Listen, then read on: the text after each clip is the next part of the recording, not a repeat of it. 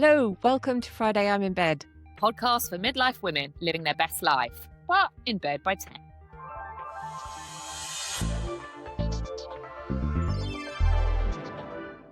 This week on Friday I'm in Bed, we're starting with Nike's latest billboard telling people that walking will be tolerated.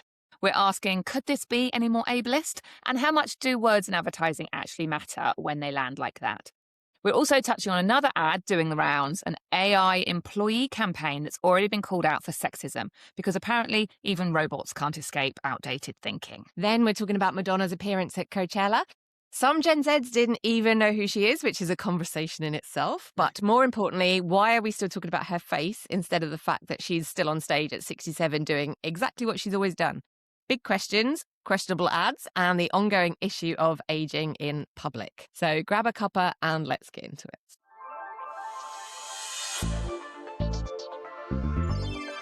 Hi, Jem. How are you? Hey, I'm good. I've just come from the hospital this morning, had my bone strengthening infusion. But we've got a few podcast housekeeping things this morning that we'll do first, shall we? Oh, okay. Let's be organised, podcasty people. Yeah, well, I thought we'd do this first.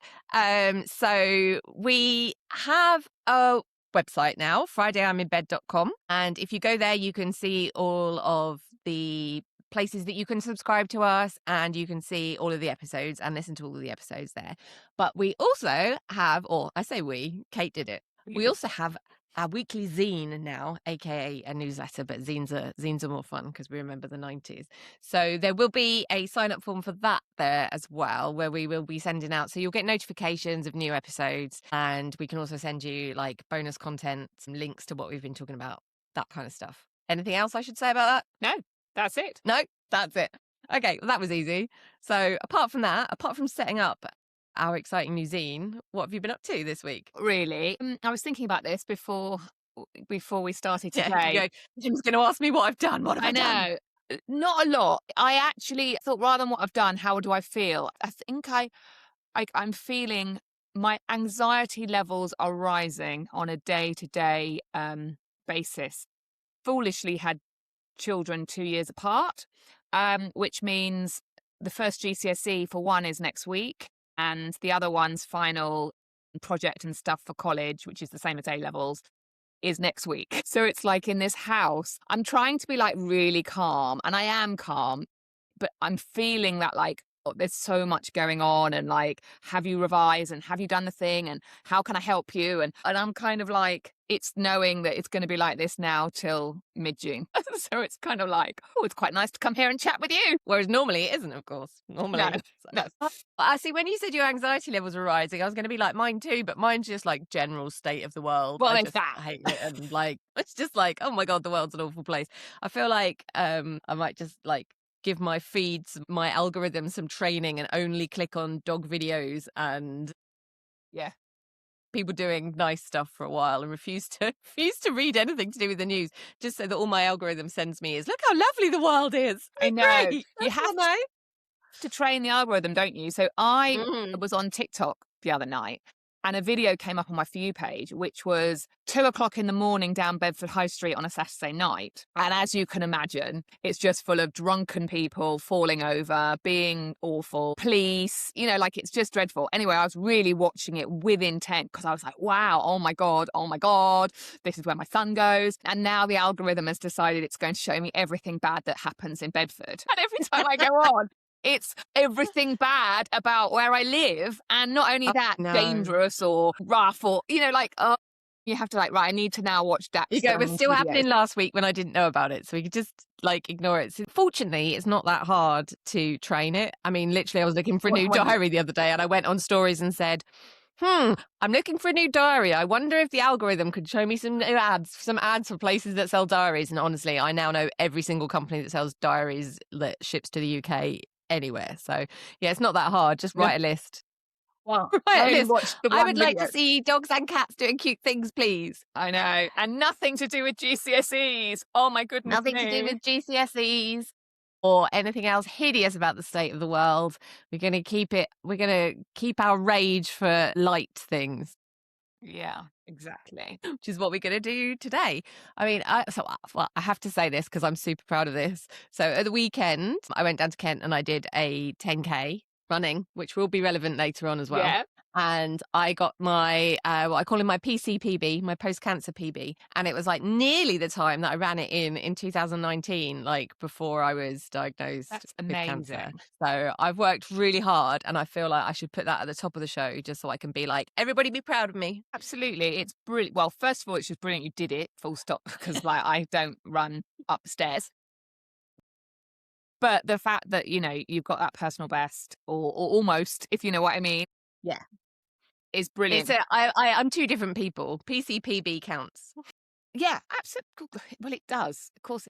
Yeah. Well, we're going to talk about running in a second anyway. So hopefully you're there, Kate, when because we just got a notification pop up to say for some reason Kate had stopped recording. So this is just me here now, but we're going to crack on with our first topic. So first thing that I want to talk about this week is Nike. So I don't know if this popped up in your feed this week. It's been everywhere on mine, but obviously algorithms do what algorithms do depending on what kind of thing you follow. So I mean, the Boston Marathon was at the start of this week, and Nike had a sign in the window of their flagship store, which was a few hundred feet from the finish line, and the sign said "Runners welcome, walkers tolerated," which caused a bit of a backlash online. It was the tolerated, I think. Like, well, we'll allow it. And I think that there's a bit of a kind of snobbishness in that kind of running community. And it's not kind of the first time that Nike have been guilty of this. I do what's called Jeffing, or the Galloway method. So basically I run walk. So that PB that I did at the weekend, I ran for 2 minutes, walked for 30 seconds, and I did that for the whole thing. And there is literally nothing wrong with walking when you go out for a run. Let's just make that clear to start with. So when there was the backlash, they then took it down to be before race day, and they issued a statement saying it missed the mark, which is the standard reply. And then they put it with something about movement mattering. And so that was, I mean, progress, but are they just trying to get in the news? However, Nike have also been popping up at parkruns. They popped up at London, obviously London Marathons this weekend as well. They popped up at some London park runs, Peckham Rye, Brockwell Park, Crystal Palace Park.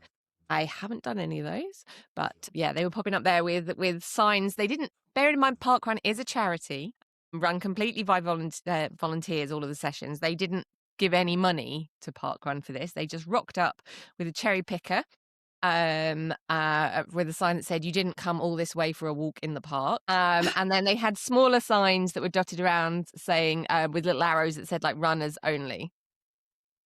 This is like so anti the ethos of parkrun that I just literally don't have any words for it. So I did that because I was going to say it's anti the ethos of Nike because it's just do it.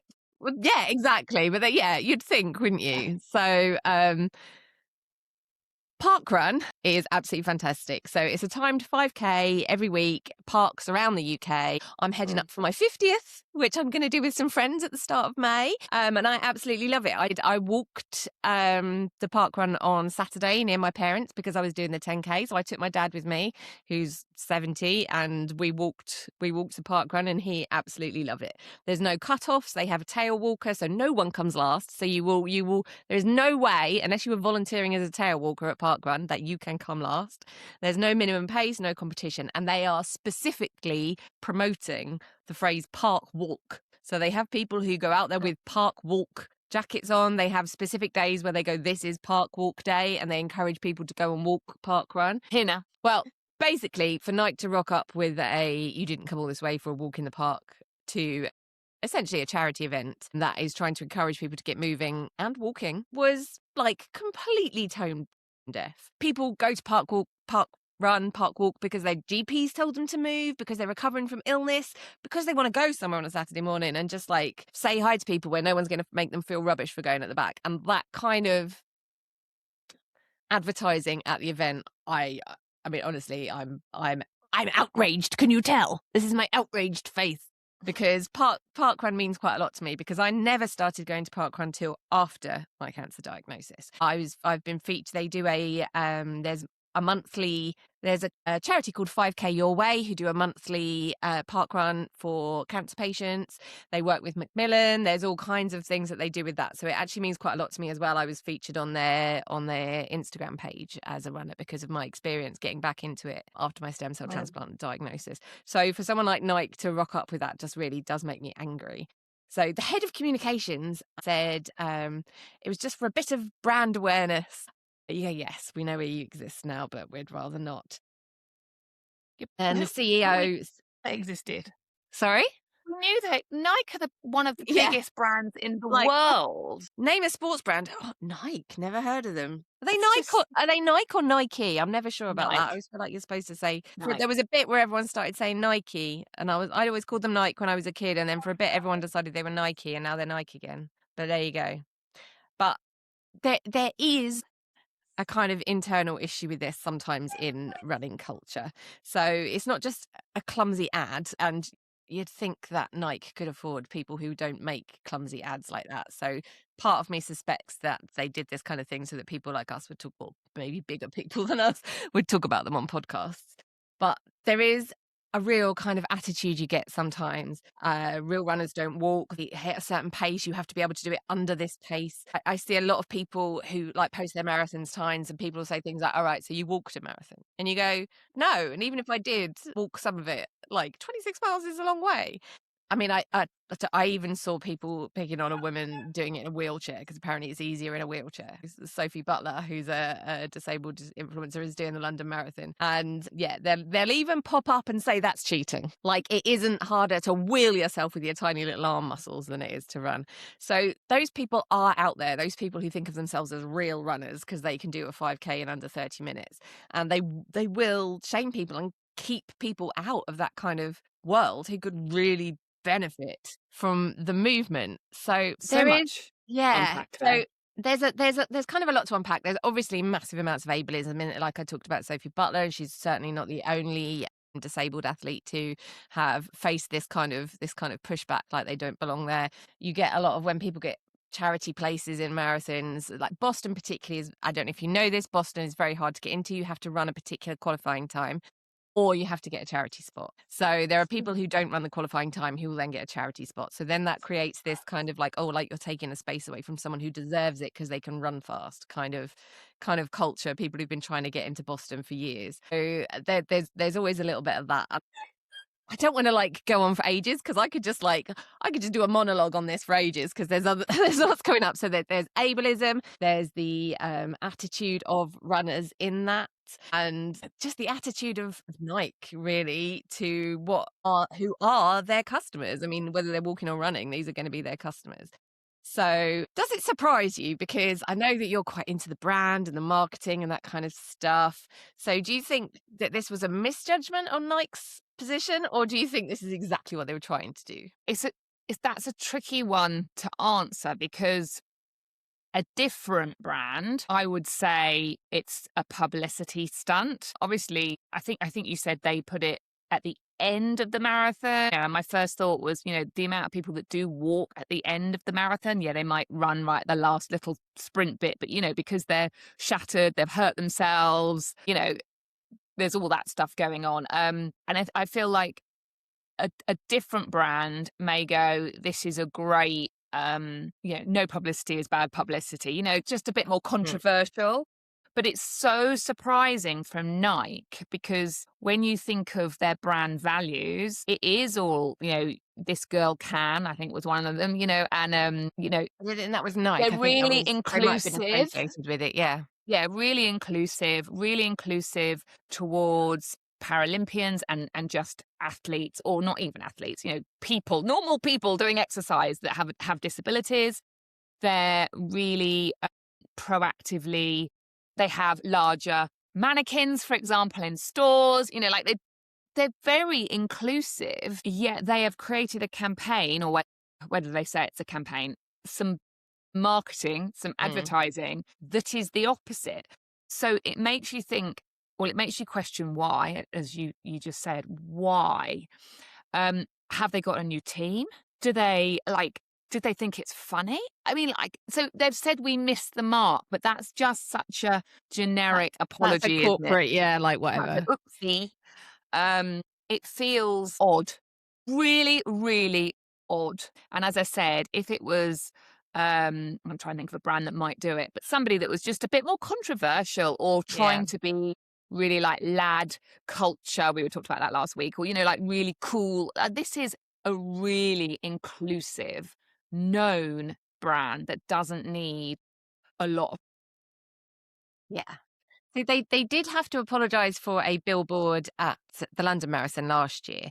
Okay, so what did that say? Last year's read "Never again until next year," and I think I Yeah, remember but that's seeing that, and it didn't occur to me at the time, but apparently it's language that's associated with the Holocaust, the "never again" part of it. So they okay. ended up having to apologise for that. I don't. It feels to me like that would not have been deliberate because No, that language didn't occur to me at the time. But they did have to no. apologise one last year. So I wonder if they got loads of See, attention for it and it gave them ideas. maybe, because I think, I mean, obviously, Holocaust aside, I'm sure there are many, many, many, many people that run a Oh yeah, marathon and go, never again, yeah. until next year. And actually, I think that's quite clever, apart from obviously the Yeah, other if it brings up connotation. that thing, yeah. Well, because I did exactly the same thing. I put myself in the London Marathon ballot every year, and then after I actually did it last year, I was like, maybe not. No. And I still put my name in the ballot, and I'll still be putting my name in the ballot this Friday as well. So Yeah. yeah, that's how So races work. maybe, You get maybe like an hour per mile. So 24 hours,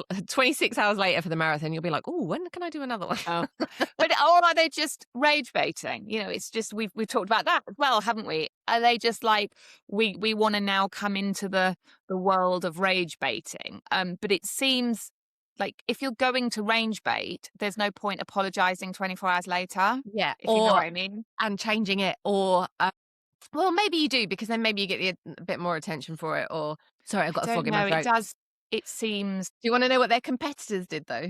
Because I Yes, love tell me. these. So they were up. So ASICS had a billboard up by Monday that said runners, walkers, all welcome. And Ultra posted, go where you're celebrated, not where you're tolerated. So Yeah, the others were we love leaping in that. with that. I have to say, actually, if we're talking about the kind of ableism of it as well, that Mm. kind of like, oh, anyone can run. No, not No, they anyone can can't.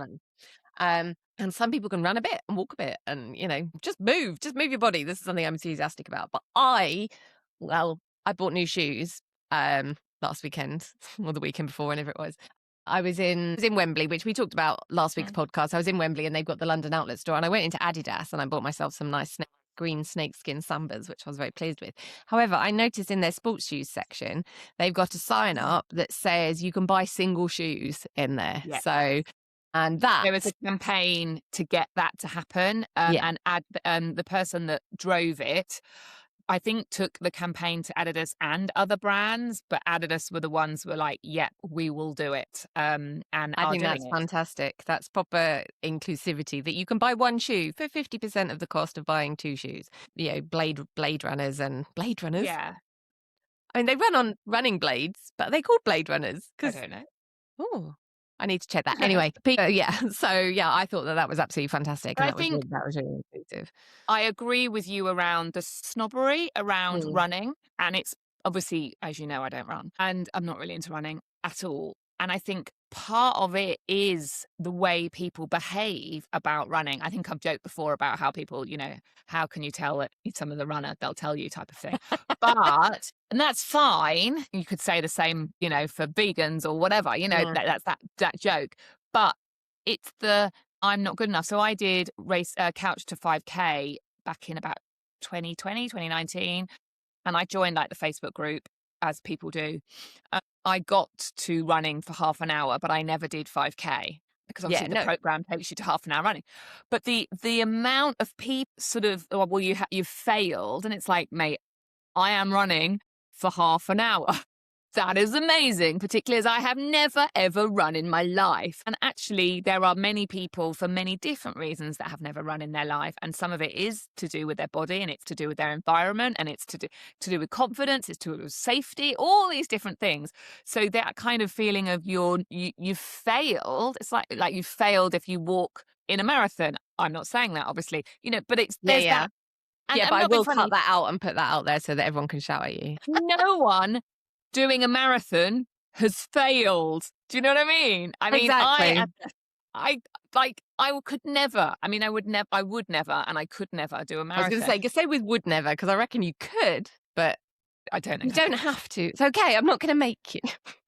I don't actually think I could.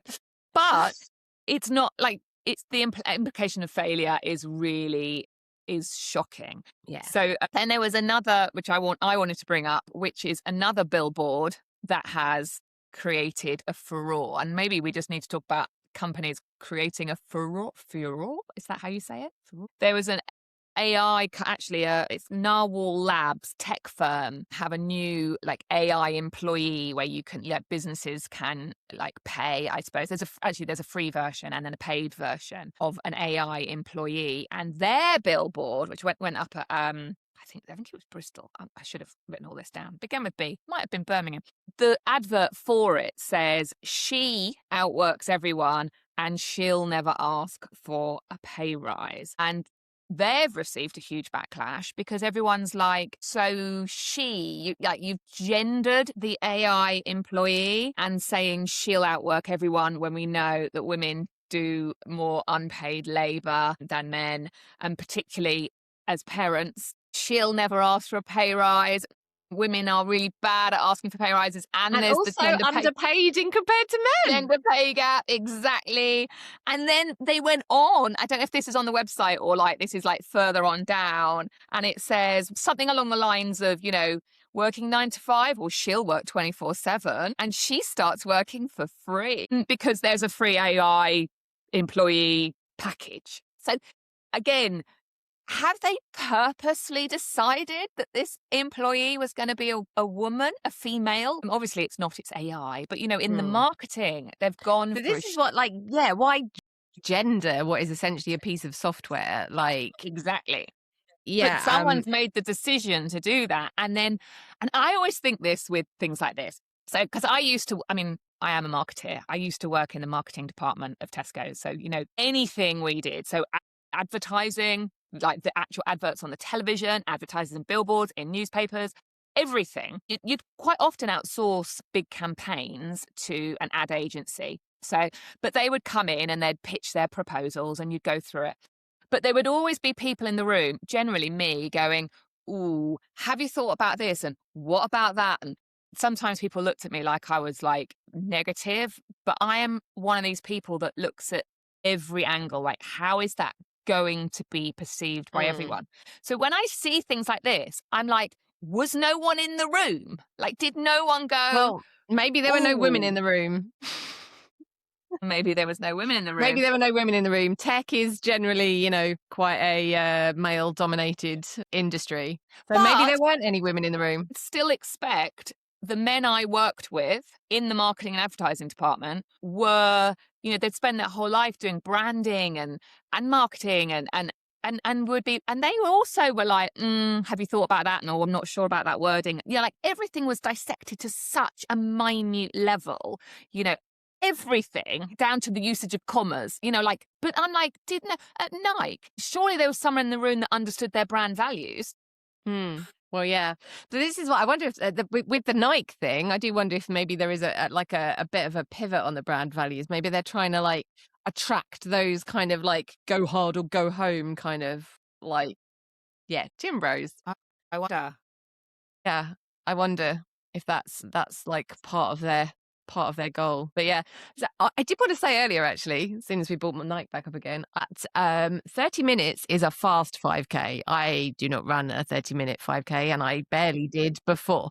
37 minutes or something around that is the average for a woman. And that's women who run and therefore have a time for their 5K. So it took me and my dad an hour to do it at the weekend. I think knowing that, which obviously I understood after I beat myself up for not running 5K in half an hour. But let's go back to the branding. Couch to 5K sounds very snappy, but it should be couch to half an hour. Because that's what it's that has been brought up with people before, because that I have heard other people saying that, because that is a thing that a lot of people think about, and people kind of feel like they failed because they haven't run 5K when they've run for 30 minutes at the end of it.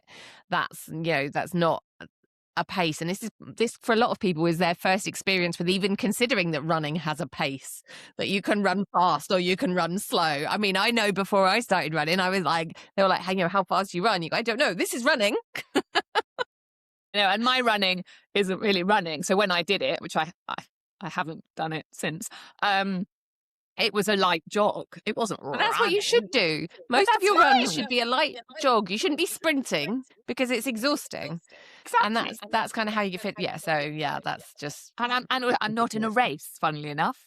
Even when you are in a race, you're not going to win. So like, but Nike are responsible for the super shoes, the ones that they had to decide whether it was cheating and try and like change the rules because they had these carbon fiber plates that were just making people super speedy. So maybe they're having a bit of a pivot from just do it to just do it as long as you do it how we say you should. It's one. Oh yeah, I wonder because when I look at Adidas, for example, and I am an Adidas, they really are working hard on like their fashion range as well, and their collaborations with, well, they've just done Molly May, or just with like people in the public eye. They're going down that route more. Yeah. But then I think when I think of Nike, I think they're the true sport brand. And I may be well wrong. I'm just literally saying my perception of the brand is like Adidas is the cool one, the fashion one, and Nike is the actual sport, very sporty one. So that's why I'm wondering if that was where they think they're going with it, is like athlete. Yeah, but there's not that many athletes, is there? Because most of us are just doing some exercise, maybe walking. You know what I mean? We're not all. But then I suppose it was the Boston, as you just said, the Boston Marathon is one of the hardest to get into. But from a charity perspective, because that was one of the things I was thinking when you were talking, don't most people, unless you're an athlete, you enter to raise money for charity. Yeah. So it's a bit of a kick for the people that are raising money, and lots of money for charity. And lots, it's almost like, no, unless you're running, it's not genuine enough or legitimate enough. Like, so raising money for charity isn't a legitimate reason to take part in a marathon. You have to only be doing it to prove to yourself how fast you can run a marathon. So what did parkruns say then? You might have said that. Well, but sorry. This is what I mean. Parkruns have always said that everybody is welcome at parkruns. There is a thing around this which I did want to talk about the idea of brands at these kind of brands with a lot of money, let's face it, Nike aren't short a few pennies, at these kind of grassroots events, advertising their brands without giving anything back to the community. So it has been confirmed that there was no payment to Parkrun by Nike they just rocked up at these community events with posters advertising their stuff and kind of advertising very, very contrary to the attitude of Parkrun as well. Is that how do you feel about that kind of idea of big brands using community events? Because I mean, it's not the first time something like that has happened. Brands love to piggyback off of a grassroots event. What drives me mad, full stop, is big brands. It's no different from some of the brands that approach me. Obviously not Nike or anything to do with running. The biggest beauty brands in the world, and they want free advertising. Nike should we don't have a budget. Parkrun to advertise to their people. They should have spoken to them. Do you know what I mean? It's just like, it's not like they're a little startup company. I think that's the thing, actually. I think when I was talking earlier about like controversial marketing, startup companies quite often do things like that. It's almost like let's create a viral moment and hopefully the brand will catapult from there. But this is Nike. It's just, I think they just want controversy. And as you said, maybe there's some pivoting in mind or a new team. They might have a new advisor, like they might be working with a new ad agency. I think doing it at Parkrun without talking to Parkrun first is, well, we're all talking about it. I mean, we are talking about it, but I do have a huge issue with that because it is something that brands do. Like when they approach you and claim that they have no budget and you go, really? Okay. But you can afford Serena Williams. Okay. Exactly. Well, that's why they've got no budget. But then if, Serena you Williams don't has it all. need to turn But up at park you kind run. of like, when it's a small, what they want is that kind of authenticity that comes with the grassroots and the community event. So they want to piggyback on that authenticity. And it's the same as when they approach kind of smaller influencers or whatever who they want to use, but say, oh no, we don't have any budget. We just want to, give you something free, because you can pay your taxes with free shoes or whatever. That's what they're after. They're after the authenticity that comes with an event or a person like that without they look on it as cheap marketing so they can keep the money for themselves. And I find that What you don't do though is hurt and upset everybody there. Yeah, that does seem like an odd choice. I can understand. Well, I don't like, but I can understand a big brand going, "This will be fun. This will be some free marketing." As you said, keep all the money for us, or keep all the money to pay for the big guys. But let's not upset everybody. And it is, I just, and as you said, it kind of then leans back into, I said, Gym Bros, that whole judgment. I talked about that last week around like what I'd love to bring back from the 90s, like a lack of judgment. If you ran, it was cool. If you didn't run, nobody cared. Whereas now it's like, but do you run this fast? And how fast you run this amount of protein and this amount of green juice and this amount, just stop, make it stop. And then Nike have now fueled into that, which is the thing that makes me not want to turn up and open my phone in the morning. Which is just, So there does tend to be a kind of elite athletes, the ones that are winning, the ones at the front. They're the ones that they'll be pleased that anybody is running. If you ask Kavoji or Paula Radcliffe or someone, they'll be like, yes, just get out and run. Brilliant. I love it when people are getting more active and stuff. It's the guys that live in the speedy but not elite world, the like under 20-minute 5K people. They start to be the ones that sometimes, not all of them, in trouble. They tend to be the ones that can be a little bit more kind of gatekeepy about who deserves to be on their turf. Like they have to put some kind of cutoff on it so that they can count themselves as nearly up there with the elites, whereas you guys at the back are like nowhere close. There's literally people running the marathon or walking the marathon or skipping the marathon in a chicken costume. Yeah, and do you know how horrible it is when they beat you? But you know what I mean? Like literally, ow. Yeah, and that is going to be that.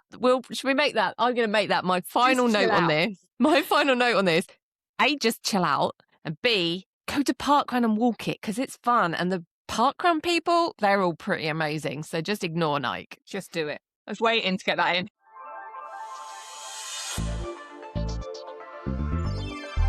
I want to talk about Coachella for the second week in a row.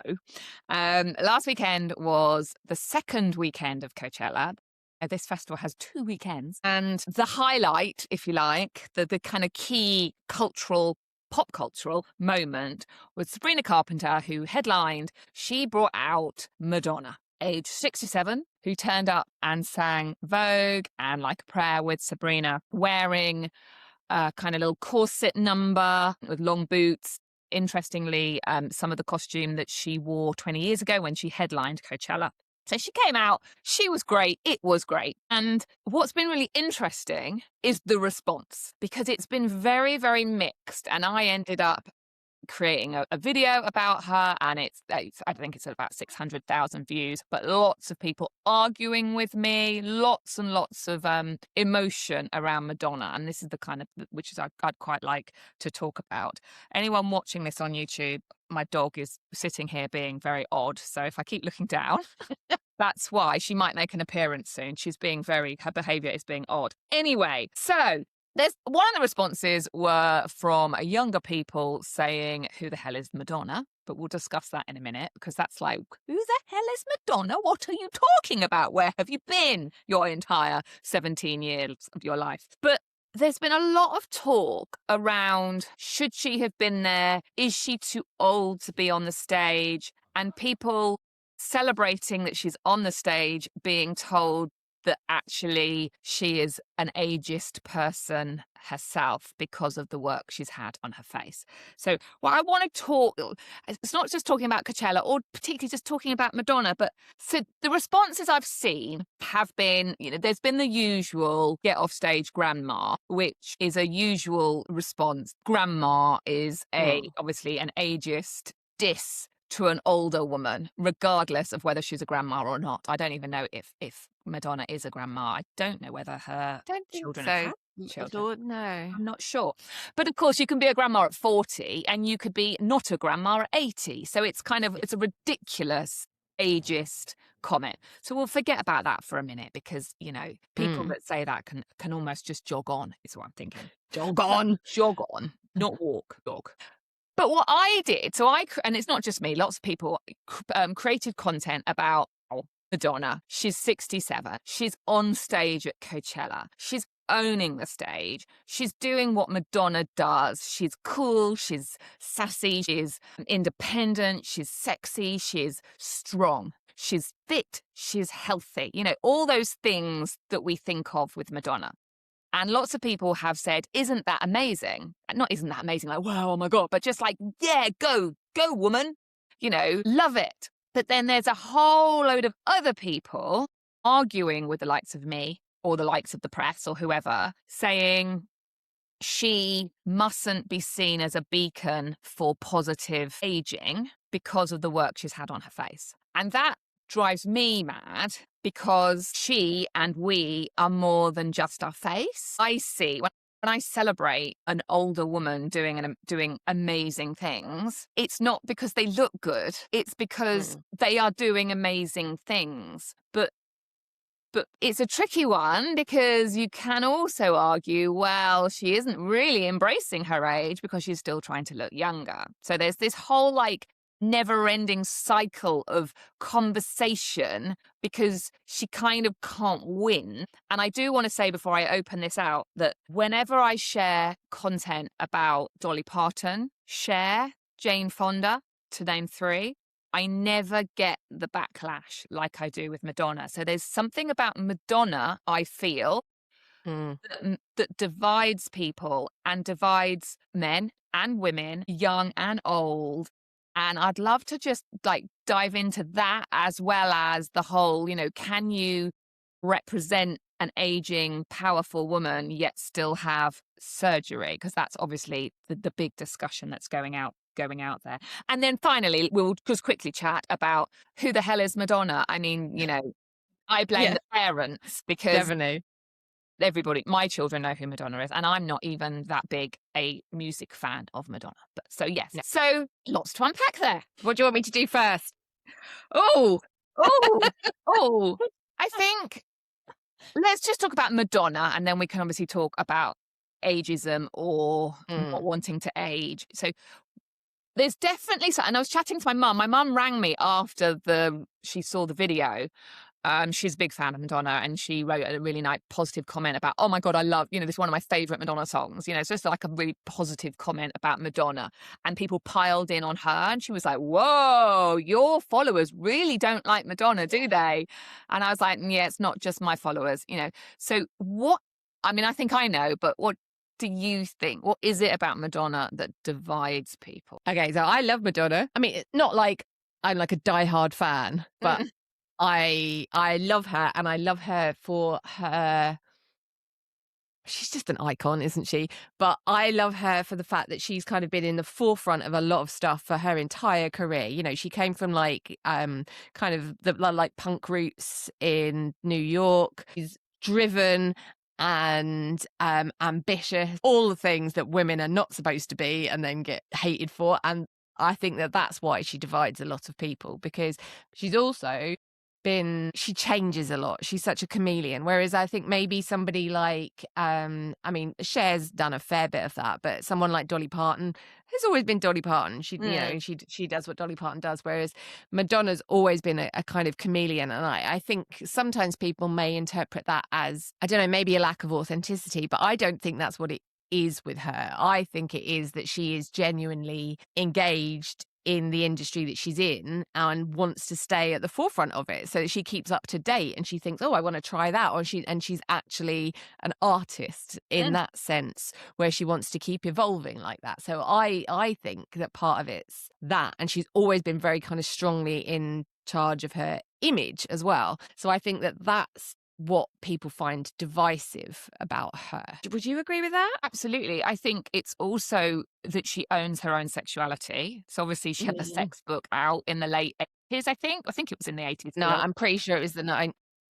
But yeah, but she really had always, I mean, from Like a Virgin to wearing the Jean Paul Gaultier corset tops and writhing on a bed and the sex book and Express Yourself and all. She really owns her sexuality, and I know a lot of conservative people will have liked that. I think that she had headlines written about her in, when she was 40, I think. I have got a piece of younger than that. She was like in her 30s when they started calling her grandma. I can remember one in Smash Hits. Absolutely. So she's had like a backlash, but she's a bit of a chameleon, as you said, reinventing, a bit like Lady Gaga, who I think is kind of similar vein of kind of owning her brand, owning her look, owning, but yeah, she's definitely divides people. And there was a lot of comments around she needed to put some clothes on. That was something I saw a lot. But she was wearing a stage costume. She's not like walking around. She wasn't wearing what she was wearing wasn't that much different to what Sabrina Carpenter had on. No, absolutely no different. But I remember when she came back. I'm impressed she can still walk in those heels, to be honest. Remember when she came back for Hang Up and she was in the gymnasium and she had a leotard on and she was doing her dance routines are unbelievable.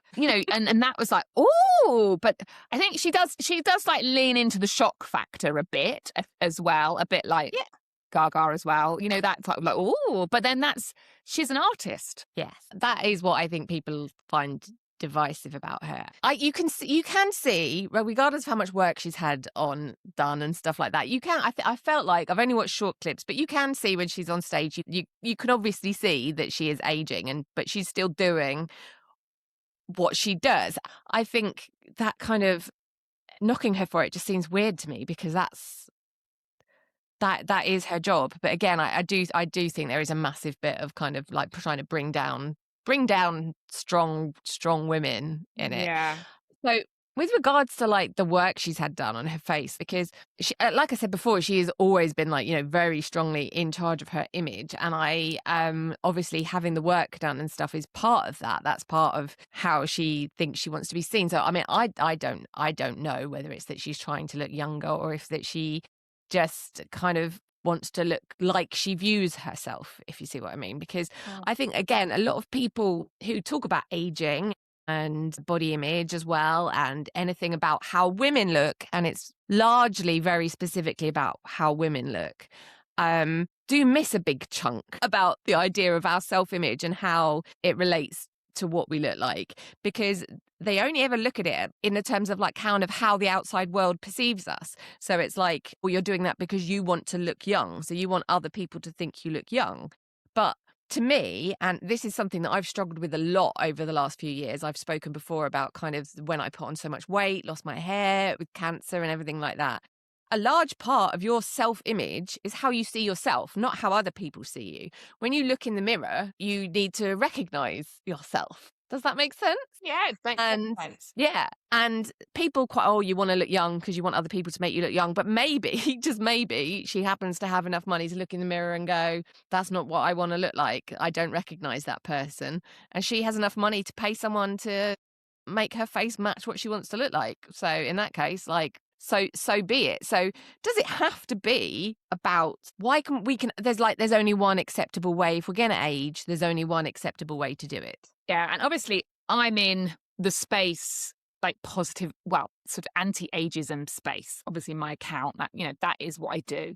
And I spend my time bigging up older women who are doing great things. But every time, maybe not every time, but often when I share a woman, every time for Madonna, but sometimes for other women who aren't aging as totally naturally. By that I mean physically, so their face, or their hair, there's a backlash because I feel like we've gone to a place now where the only way you can positively age is to not do anything to change your appearance. And yet there are people who do have tweakments. There are people that do dye their hair. There are people that do have facelifts. Obviously, these are celebrities or rich people generally, the counter argument from the kind of positive aging group is that it's internalized misogyny. They want to look young because that's what the patriarchy says we have to. So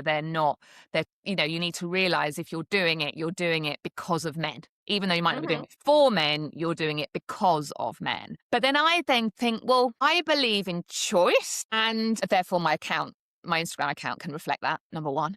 But number two, I think, you can have a tweakment, whether that's Botox or some filler or use a serum or dye your hair or whatever, if you want to. Does that mean you are aging badly? You betrayed womankind. Well, where it's got to, and because obviously I see it, the algorithm, I definitely see it in the algorithm because I'm in that space. We've gone again so far. It's back to the judgment and the rules again.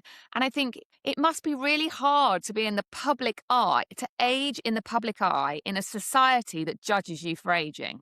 So to then not do anything about it is not so easy.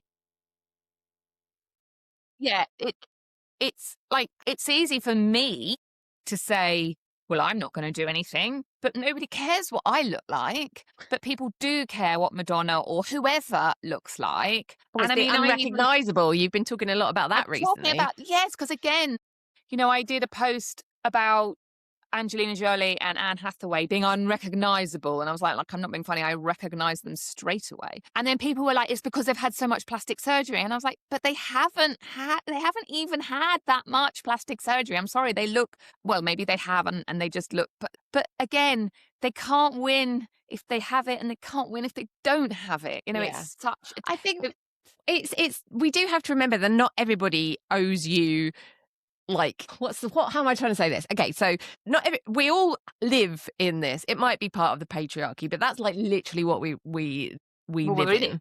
We're in a patriarchy. Yeah.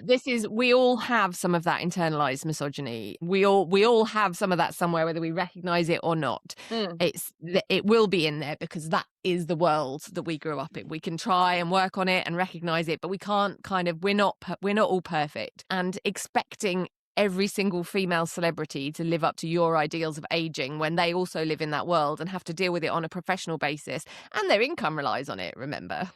So they're still trying to get work in amongst all this. So I'm pretty sure Madonna would survive if she stopped working, but their income does rely on it, and if they want to keep working, there's always going to be a little bit of that there. To expect all of them to live up to your ideals of what you think aging should look like is not fair, frankly. And possibly, I think the best do you know what? I think this all the time about body image and stuff as well, because I actually don't talk about it that often. And sometimes I think one of the best ways you can deal with it is just to exist and not have to bring attention to it all the time. I think every time we say women are trying to look younger because they've had surgery, we're just reinforcing that in a way, because we're drawing more and more and more attention to it, and people then are like be like, oh, they need to be more subtle about it, like they can, or they won't acknowledge it because they know they're going to get pushback, so they're trying to like hide it.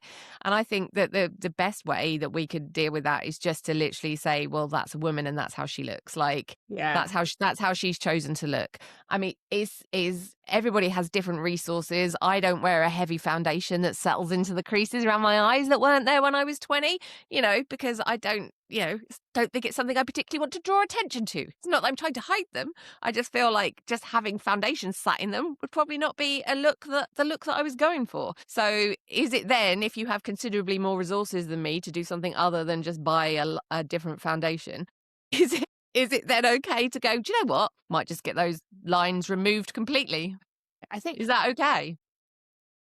Well, it is. I think for me, it's the bit that makes me so cross is this obsession we have of bringing everything back to how somebody looks, particularly women, because it's almost like impossible to have a conversation with anybody about Madonna, let's just say, without it coming back to what a face looked like what she looked like. It's wonderful to have a conversation with somebody, which I had with my mum, where she was like, oh my goodness, like I could never have got on stage at 67, and to dance and to move about and to still have that ambition, to still have that motivation, come up, that kind of energy, all like, look at the fact that she's reinventing, look at the fact that she's, like, it's like we are more than just a face. And this is why, even if I talk about aging, or I share a woman who hasn't had lots of work, it's all like, "Oh, she looks really good." And it's like, yeah, I wasn't really talking about how she looked like, what she looks like. I'm talking she's about like like, her the amazing film she's just been in and how she was representing women in their 70s and like I was not talking about her face. And it's really frustrating to me, as you can tell. it's kind of in well, you know what?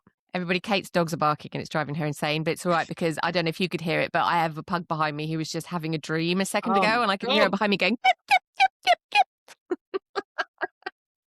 kip." But I mean, to me, this thing of always say, I mean, even women who think they're coming at it, and particularly women, I think, are the ones that tend to bring this kind of thing up. Who, that it should be kind of natural aging. To me, it's just in the same bucket as like if you'd asked Christina, I don't know how you pronounce her surname. Is it just Koch or whatever? But the female astronaut.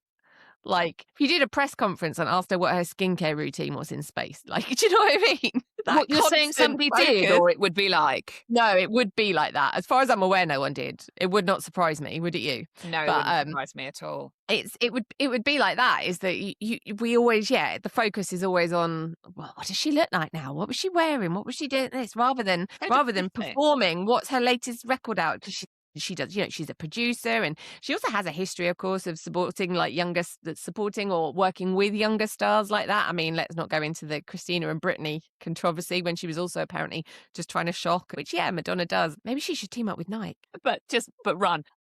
Another thing that I've seen kind of linked with this, definitely on the unrecognizable post I did, was the amount of women telling me that we shouldn't be obsessed with celebrities. There's something really like bad about this like obsession that we have with celebrities. Obviously me, that I have, but also just we all have with celebrities. And my answer to that was, because this was obviously about Angelina Jolie and Anne Hathaway being unrecognizable. I'm like, they're both actresses. They both have jobs. They both create art. You can't say that we need to stop being obsessed with these celebrities when we buy their records, we listen to the radio, we watch their films, we go to the cinema, because these women are working hard and doing amazing things and creating art. And there's this, again, I think maybe it's just what I'm seeing online, but this real like, they're just celebrities, we should ignore them. And it's like, well, I bet you'll all go and watch Devil Wears Prada too, won't you? Which obviously is Anne Hathaway's film. You can't, maybe it's back to what I was saying earlier about this judgment thing. Like, you just get judged for being famous now. Like, literally, you can be judged just for being an actress. Everyone wants to judge you. Or they say I'm allowed to slate her because she's in the public eye. I was like, yeah, but she's an actress. She's not literally just famous for nothing, Yeah. She does actually. I think maybe we get a bit of that parasocial thing coming up where people are a bit like, oh, I don't know why everyone makes such a fuss about her. She's nothing special. She's just a normal human being. And you go, well, she is, but she also has a job that puts her in the public eye, kind of, so people feel like they know them and, they have a relationship with them, and they're like, oh, why do you get all the attention? And you go, well, because they're fake. Because they're an actress, an Oscar-winning potentially actress or whatever. Yeah. So I do want to talk about, though, because I found it really funny that Gen Z's apparently not knowing who Madonna was when she turned up at the when she was on stage with Sabrina Carpenter, because I just find it hilarious. Because I was watching. Yeah, I love it when it makes me feel old. But there was a thing that popped up the other day of Gen Z's trying to pronounce Gen X band names, which I found amusing. Yes, so like they would put them up on the screen and like get them to read them out, like Lynyrd Skynyrd and. Although I have seen Gen X's being asked to read out Gen Z's band names, and that's even harder because they're just symbols and things, and it's like like Motley Crue or other ones like that. So even Portishead. But anyway. So, and sometimes you're like, oh my God, how can they not know who they are? Oh, well, you only just know who they are, and you were alive when they were. So maybe it's fine. But Madonna? Really? Madonna really feels like, iconic land to me. Well, Like, my I feel like you children, should know who Madonna is because she's yeah, Madonna. I agree. My children know who Madonna is, and it's not because I play lots of Madonna. I do not have a Madonna record. So, but they still know who Madonna is. Now, I wonder how they know, but they do know. And I think I was thinking about this, it's like me growing up, but not knowing who Elvis was, if you know what I mean, because that would have been 30 years earlier or whatever. And of course, I knew who Elvis was because he was an icon and pop music royalty. I think that's the point. It's not just a a random, say my kids didn't know who Alanis Morissette is. I mean, they do know who Alanis Morissette is. Fair enough. But Yeah. Madonna, I mean, it's like Michael Jackson level, isn't it? Like they know who Michael Jackson is, and they also know who Elvis and the Beatles are, even though they were in the 60s. This is, I feel like it's it's the history of your culture, isn't it? Like, so I feel like there's specific people that you should know who they are. Like I would go with, like, in pop, Madonna, Elvis, the Beatles, maybe the Stones, Queen. You think? Yeah. Stick Queen in there. There's these people that you regardless of whether you actually like their music or not, I feel like you should know But it's not that like she they hasn't been exist. around. Yeah, but it's not like she hasn't been around for like 30 years. I mean, Yeah. she does sort of pop up. She was on remember the Brits performance when she got pulled over and pulled down the stairs by accident? Yeah. But my kids were alive for that. We watched it. But then, again, these things are in your head, aren't they? Because I'm thinking about it, it's like I would know, like, an actor like Cary Grant, for instance, or someone like that. And, But my sometimes children wouldn't. No. Oh, would they not? No, but they would know who's a Rob Lowe, but he's still around. I was just thinking an 80s actor that was, I think it's about the era, isn't it? So my children born, my youngest 2010, so she's not going to know somebody that was an actor in, when was Cary Grant? Like 50s, 60s, 50s, yeah, 60s. That's 40s, too or the old. 40s, like back to the 40s for, like, Yeah, that's too old. But she should know an iconic, like 70s or 80s. But then again, a lot of the iconic ones are still acting, so it's a bit of a trick. You have to think of one. But then, why shouldn't they know someone from, like, the 40s as well? I down to parents a bit as well, I think, what you actually watch. Because I knew who Glenn Miller and the Andrews sisters were. I mean, to be fair, I wouldn't necessarily expect everybody to know those. That might have just been because my grampy. But that was just, I was going to say, yeah, that might just be me. I wanted a afternoon tea with tea and cucumber sandwiches for my 18th birthday. I may not be a normal human being. I didn't want that. I just wanted lots of vodka. With Glenn Miller and the Andrews sisters, yeah, that may well just be me. It's like knowing who, I don't know, George Washington is, or is it's there's cultural history and political history and stuff like that. I mean, who Shakespeare is? He hasn't produced anything new in a while, though, isn't it?